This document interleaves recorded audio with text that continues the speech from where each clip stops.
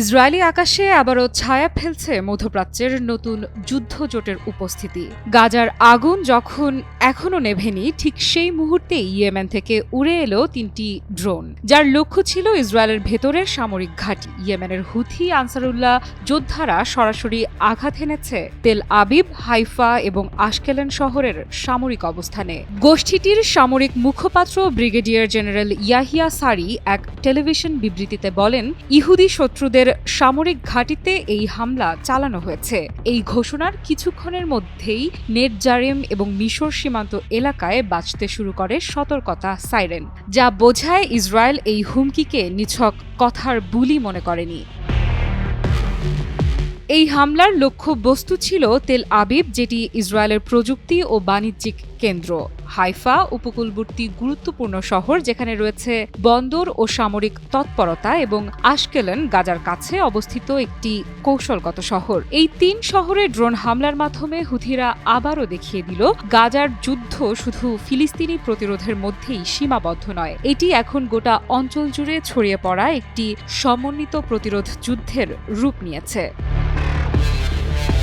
Israeli সেনাবাহিনী জানিয়েছে তারা হুথিদের ছোড়া একটি ড্রোন গুলি করে নামাতে পেরেছে, তবে বাকি 2টি ড্রোনের বিষয়ে এখনো পর্যন্ত কোনো নিশ্চিত তথ্য দেয়নি তারা। এই নীরবতা বিশ্লেষকদের মতে হয়তো সেই ড্রোনগুলো ইসরায়েলি প্রতিরক্ষা বৃত্ত ভেদ করে পৌঁছে গেছে লক্ষ্যবস্তুতে, অথবা সেগুলোর তথ্য ইসরায়েল ইচ্ছাকৃতভাবে গোপন রাখছে ভবিষ্যৎ প্রতিক্রিয়ার কথা ভেবে।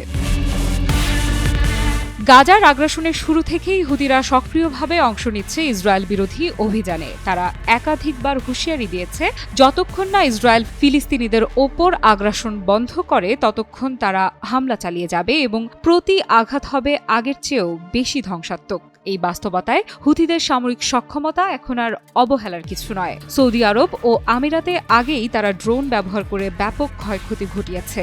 এখন সেই একই কৌশল প্রয়োগ হচ্ছে ইসরায়েলের ভেতরে। বিশেষজ্ঞরা বলছেন, এই ড্রোন হামলা শুধুই একটি সামরিক পদক্ষেপ নয়, এটি আঞ্চলিক প্রতিরোধ ফ্রন্টের পক্ষ থেকে একটি কৌশলগত বার্তা। গাজা, লেবানন, হিজবুল্লাহ, ইরাকের শিয়া মিলিশিয়া এবং ইয়েমেনের হুথি গোষ্ঠী এখন একত্রিতভাবে একাধিক দিক থেকে ইসরায়েলকে চাপে ফেলছে। এতে ইসরায়েলের একক প্রতিরক্ষা কৌশল আর কার্যকর থাকছে না। ওদের স্বপ্ন পূরণে পাশে থাকতে পেরে আমরা গর্বিত। হুথিদের দাবি করা এই সরাসরি হামলা নতুন করে প্রশ্ন তোলে ইসরায়েলের প্রতিরক্ষা ব্যবস্থা আসলে কতটা কার্যকর, বিশেষ করে যখন ড্রোন ইয়েমেন থেকে উড়ে গিয়ে ইসরায়েলের 3টি ভিন্ন শহরে আঘাত হানে। প্রযুক্তি নির্ভর এই প্রতিরোধ যুদ্ধ এখন শুধু ক্ষেপণাস্ত্র বা ট্যাঙ্কের সীমায় আটকে নেই, এটি পরিণত হয়েছে এক ছায়াযুদ্ধে, যেখানে ড্রোনই হচ্ছে আক্রমণের প্রধান হাতিয়ার। মধ্যপ্রাচ্য এখন আর শুধু কূটনৈতিক সংঘাতের ক্ষেত্র নয়, বরং এটি হয়ে উঠেছে একটি সমন্বিত প্রতিরোধ যুদ্ধের ময়দান। আফরিদা ইফরাত, নিউজ 24।